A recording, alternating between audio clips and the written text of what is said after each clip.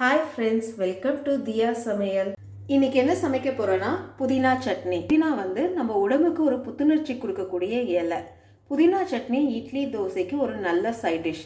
அது மட்டும் இல்லாம இதை கட்டியா துவையல் மாதிரி அரைச்சு எடுத்தோம்னா தயிர் சாதம், ரசம் சாதம், சாம்பார் சாதத்துக்கு ஒரு நல்ல சைட் டிஷ்ஷா இருக்கும்.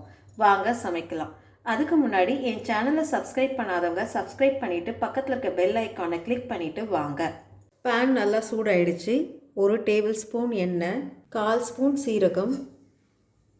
சீரகம் நல்லா பொரிஞ்ச உடனே 3 டேபிள் ஸ்பூன் உளுந்து, 1 டேபிள் ஸ்பூன் கடலை பருப்பு நல்லா செவக்க வறுத்துக்கலாம். உளுந்தும் கடலைப்பருப்பும் நல்லா வறுத்தாச்சு. இப்போ 10 சின்ன வெங்காயத்தை நம்ம இதில் ஆட் பண்ணிக்கலாம். 1 துண்டு இஞ்சி, 5 பல்லு பூண்டு,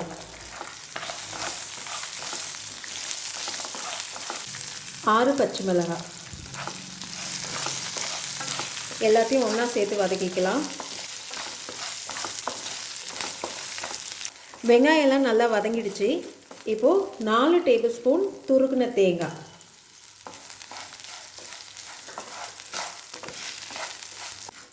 தேங்காயும் நல்லா வதங்கி வந்துடுச்சு. 1 கை புதினா இதில் ஆட் பண்ணிக்கலாம். நல்லா கலந்து விடுங்க. புதினா நல்லா சுருங்கி வரும், அந்த அளவுக்கு வதக்கினா போதும். புதினாவை எப்போவுமே 1க்கு 2 வாட்டி உப்பு தண்ணியில் நல்லா வாஷ் பண்ணி எடுத்துக்கோங்க. 1/2 கை கொத்தமல்லி,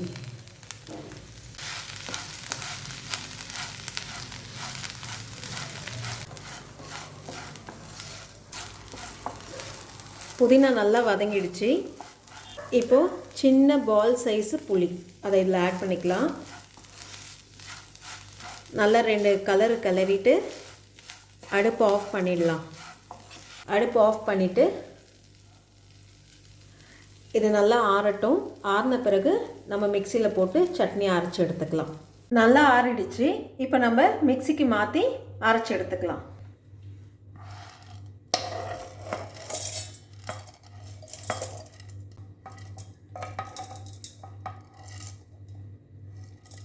தேவையான அளவு உப்பு